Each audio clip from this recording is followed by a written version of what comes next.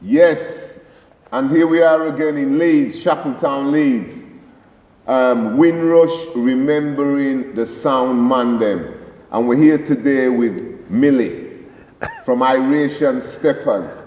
And this is a sound that's not even national. This is a sound that's international. So let's get right into the story with Iration Steppers. Welcome, Millie. Blessed up, blessed. Yeah, man, blessed. respect, Bridget. Every time, King. Every time. Boy, I don't even know where to start with you, but I'll start with this question. What was your inspiration for starting a sound system?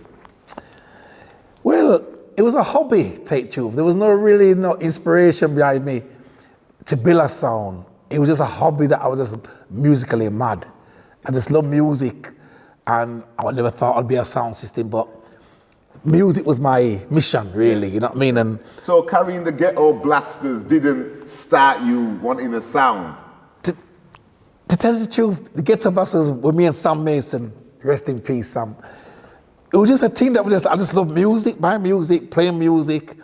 Sound system wasn't even in our head. I love following sound, but it just wasn't something that I wanted to do. Yeah. But with us walking around in town and around the ghetto, Putney Park, with like ghetto blasters, and we used to use car batteries, motorbike batteries, motorbike batteries, and plug it in to each other so our batteries didn't die. But I'll tell you what, the acid used to leak out of our trousers just to get burned up. So there's some burned up trousers, man, with the acid leak, you know what I mean, sort of thing. So that was a mad thing. Yeah, man. So I would have thought that's where your inspiration came, because the way you guys used to carry them ghetto blasters and nobody nowhere town could beat you lot for noise on the street. No, but the inspiration came kind of just after that, when obviously my cousin Mervyn Millington, when he took me to my first dance up at Community Centre. Okay. That was when the inspiration came. Who was the first? Who was I think it was Genesis in there. Genesis, yeah. I can remember Fluid. Yeah.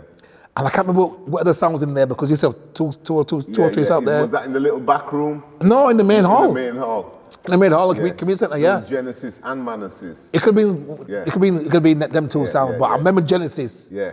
I don't know why. I think Fluid was just, I don't know if Fluid, maybe the way he talked. He could talk good now. Maybe because of Fluid, he had that kind of vibe about him, and the music was, Okay, so, and what was the name of, how was the name of your sound chosen? Because you have a history of going through sound, so let's start the first sound that you did get involved with. The first I got involved with, I say, was Cooler Ruler. Cooler Ruler. Cooler Ruler, them guys. I don't know how we virtually got involved. I think me and Foxy were very good friends. And I came through Foxy because all the man them used to live on the road up south. Savills, and we all kind of got together. And because I was a music collector, and I had music like rice, I just used to bring my music box and do a selection part of the dance in the dance. Then I used to wire up the sound and this, that, the other. And them days, people, it wasn't sound system, it was house speakers. They were very hi-fi. Hi-fi. Cool. So we used to link up, man. You know, there was a shop called Tandy's. And we used to have that was the best place for linkers and this, that, the other. Nowadays you can't get them to get them built. But them days, link this, link that, boom, boom, link up the speaker. Boy, it was some mad things going on with there. So Cooler Ruler. Then from Cooler Ruler, where did you go? Cooler Ruler, I think Mervyn was in a song called Ambassador. With Tubbs them. I used to go around with them guys. I even lived up with you guys, with Mervyn Sparta, you know what I mean? And Emperor and them man there, you know what I mean? So he was walk around them man just carrying music just carrying music around. And I just loved it, really. And then you ended up in Bradford. Then ended up in Bradford, Conquering Lion.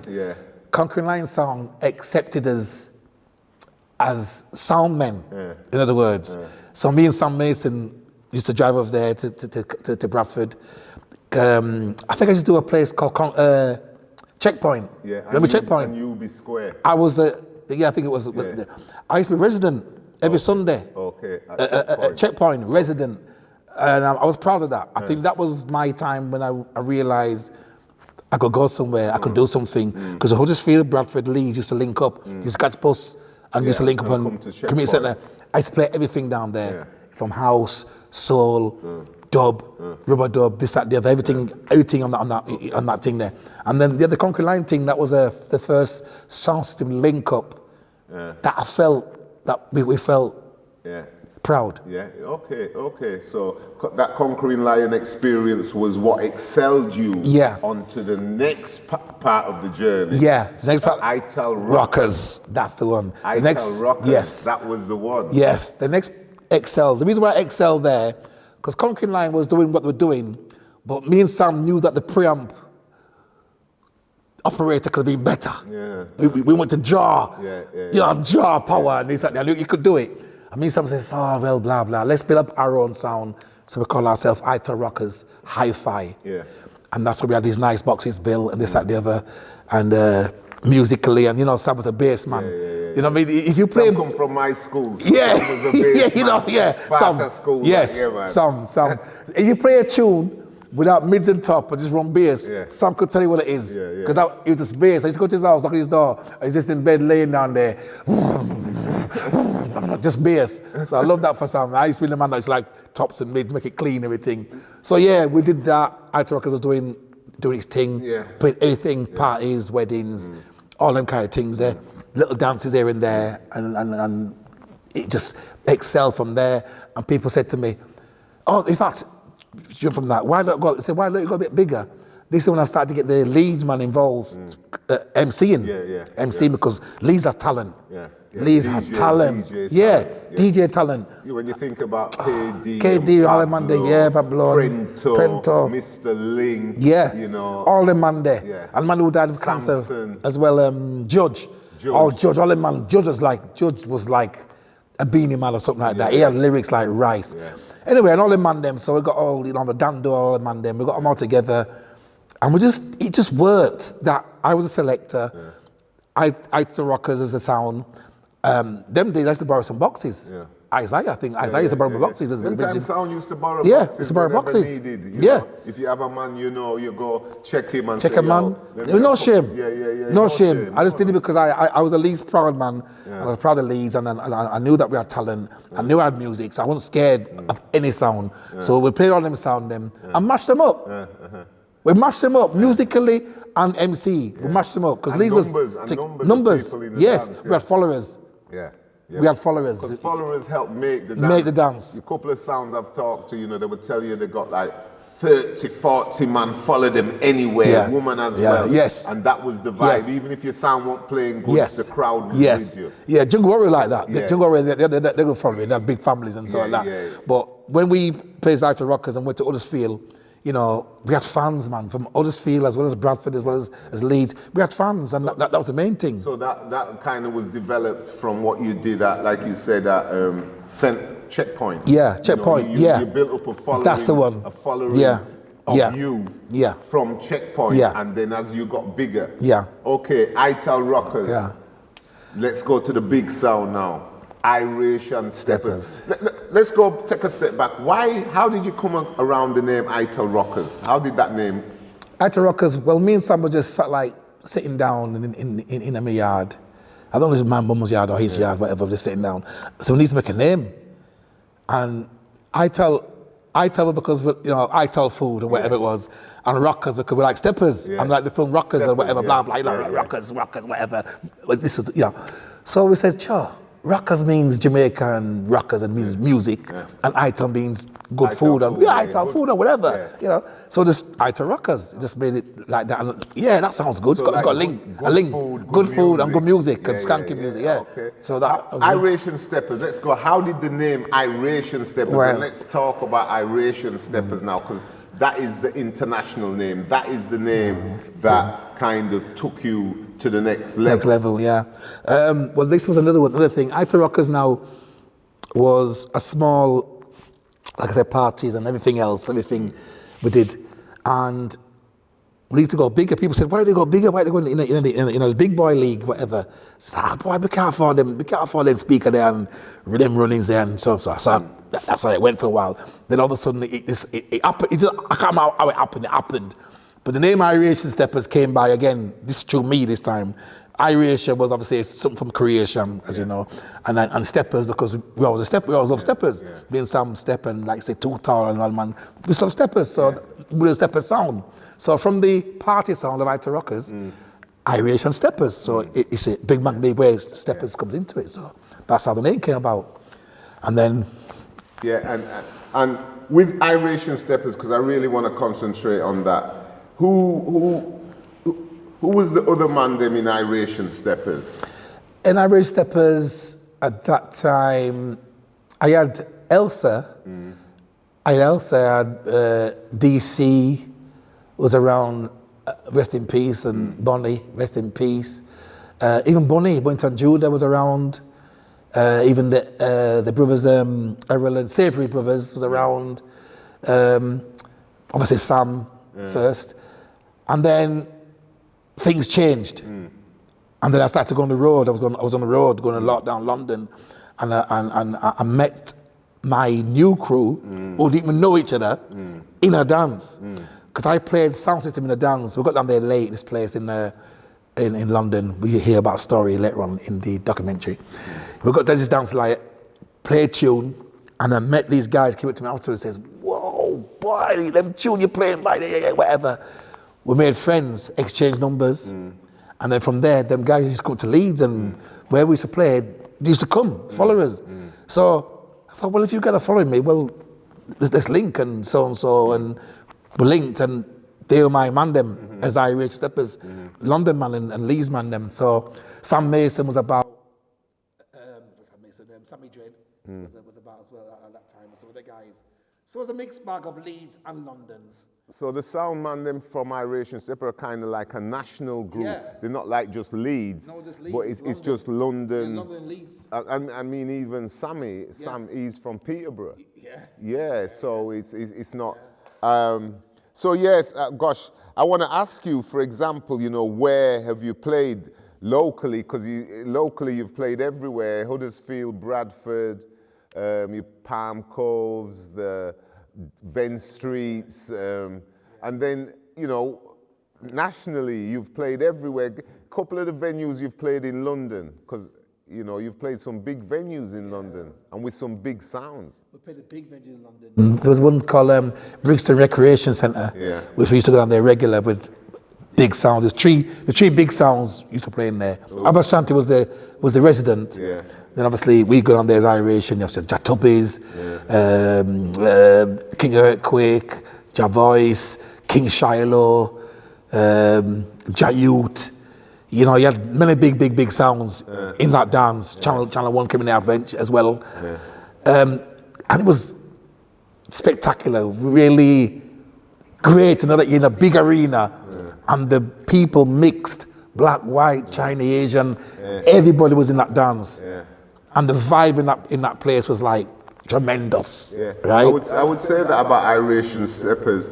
They're a very international crowd puller. There's no black, white, anything. It's just a mixture. It's just a mixture. It's just mega. It's very much like when Shaka plays as well now. The music has gone to another level. It's not just the black youths and then the venue, and you know, it's very international. International as well. And Iration Steppers. So you've done length and breadth of England, but you've gone into Europe as well. And whereabouts in Europe do you play? France, Holland, Germany, Belgium, everywhere. In fact, everywhere in Europe. And we're going as far as Australia, Japan, Mexico, Brazil, America. We've done them all. Iration Steppers really done them all worldwide as opposed to just national. It's amazing. It's shocking. That's the right word, shocking or amazed. I'm still amazed now by going them places that you get a phone call. Can you come over to so-and-so? Where are you from? Peru. Huh? Peru. You want to hear my music? And then you get booked for them places and whatever. I've seen you on some big boat cruises as well. Boat cruise, that's Croatia. Croatia Outlook Festival. They do boat parties. And so, as well as venue, you do a lot of festivals. Croatia Festival. What other festivals do you do? There's so many to mention, man. Like Dub Camp, IDG, Rototom, somebody to mention, I can't, somebody to mention festivals. And another thing I'd like to speak to you about, Subdub. All right. Subdub has become a landmark name and an event that you created in Leeds. Yeah. How was the Subdub created? What was it? That was created through Simon Scott. He was the founder of that. He saw me playing in, I was just a resident down this place in town, bottom end of Briggate. This called Sound Clash. And he used to play down there as Ita Rockers, blah, blah, blah. And then W Crazies, W Crazies in Bradford as well. And then he saw me and I thought, do I fancy doing a residency for this night called Subdub? I said, yeah, why not? Did it at The Wire in town, which is now called Think Tank. Yeah. No, it's called Think Tank, no. Think Tank, sorry, it's called Think Tank. Yeah. Now it's called The Wire in town. Yeah. So we did down there, just 4 boxes or something down there, whatever. Got a little crowd going on. They started to get bigger. And we got too big flat players. So let's go to West Indian Centre. And then when we started at West Indian Centre, we had it in this room here. And we used to bring DJs in like Zion Train or whatever, or the Warriors, and DJ on my set. And then we started bringing sounds in. So Freedom Masses or whoever, local sounds playing here. And we used to bring 12 boxes in them days there. And now we just bring 4 and it's still the place now, as you know. And then we said, why don't we do 2 rooms, like dub room and jungle, because jungle was like big at that time. Because if you remember, reggae used to be the back room. And I said to Simon, forget this back room thing. I'm sick of reggae being in the back room when Reggae Rain truly is a founder of heavy music. And we're in the back room. I said, no, let's put the main thing, dub, in the main room and put jungle or whatever in the back room, which is the second room there. And that's how it worked. And then we were the first to do that kind of thing, that mixture, and it worked. And now he's 23 years young. Is it 23 years? 23 years doing now, yes, this year. 23 years? Yeah, Wow. 23 years, October, next week, October the 1st, at Beaverworks. Because we can't play here no more. At the moment. Well, not in the short term. At the moment, yeah. So we've gone that moment. So West Indian Centre is the pinnacle of dub. So Subdub, the creation, that is what took you totally onto another level. Because I think what happened, we did a massive dance one time. We did Subdub like normal, like I said, local people, sounds, DJing from London and blah, blah, bring them all in. But the big dance we had one time with Lee Perry, my professor, Zion Train, Scientist, Iration Steppers, and I can't remember somebody else. We did a big, that was a big show. Roadblock.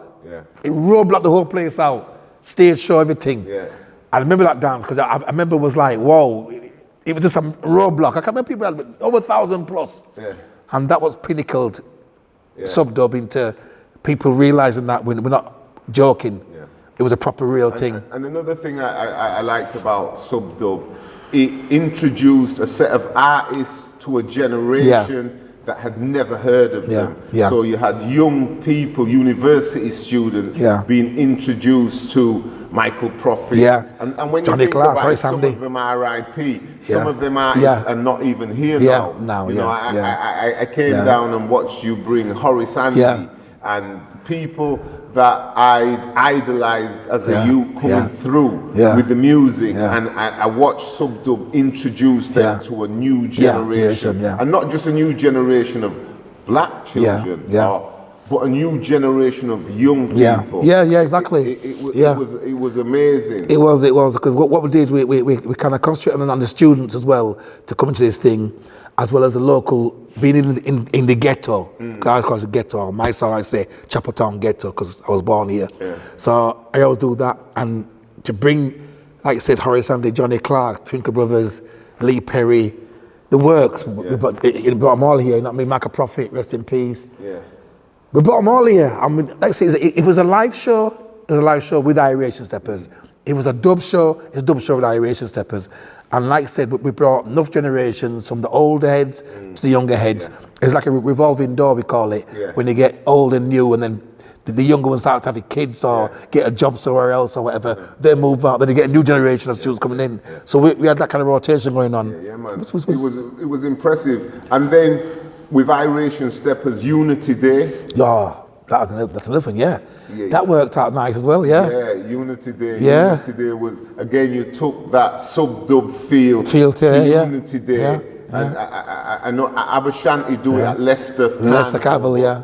You took that and then you brought into pot. And I remember when we used to, remember when I asked you to play on Shepherd's Lane, Shepherd's Lane outside the palace. Yeah. And you started to play your steppers. Yeah. Remember when I said to you, and I said, listen, this is the place to play, and you created a crowd. Which is again elevated. That's 80s or early 90s. Late 87, early 90s. Yeah.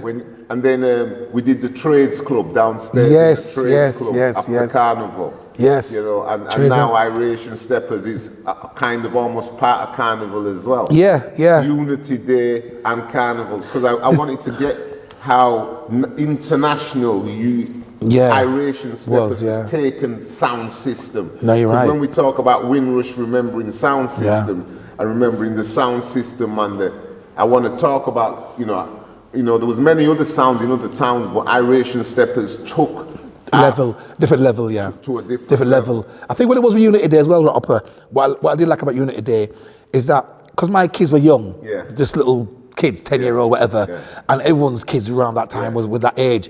Unity Day, they could come and see it, because it's all right you going home to your kid and they don't know where you've been. You say, you had a dance, but they can't come nightclub. So what I liked about Unity Day is that people should bring your kids, your children there, and they can see what you're doing.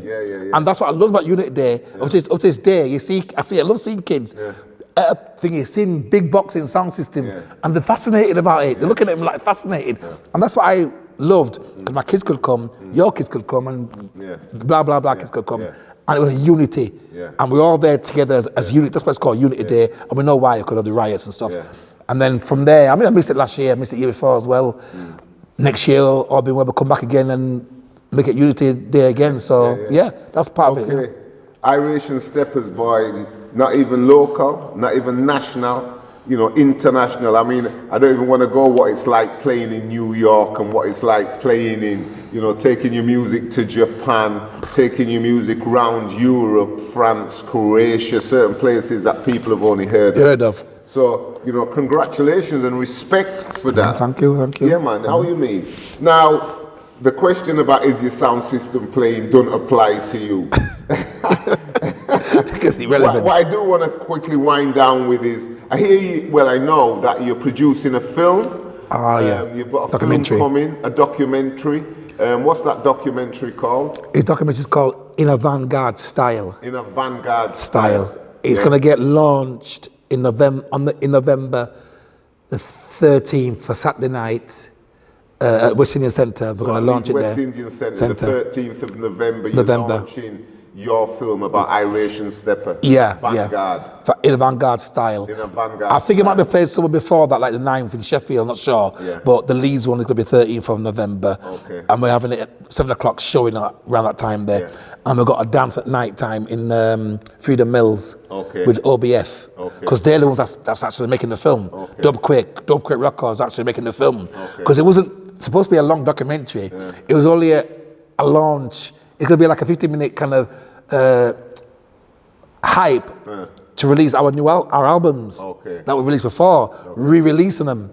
But it ended up being that there was so much document that them was shocked of the actual history, as you know, that it had to. It could be short. No. They had to make a documentary, and the documentary, I've seen it, and people are going to be shocked about the journey. Are you happy with the journey? There's more that could have been in there, but the journey that is in there is a journey.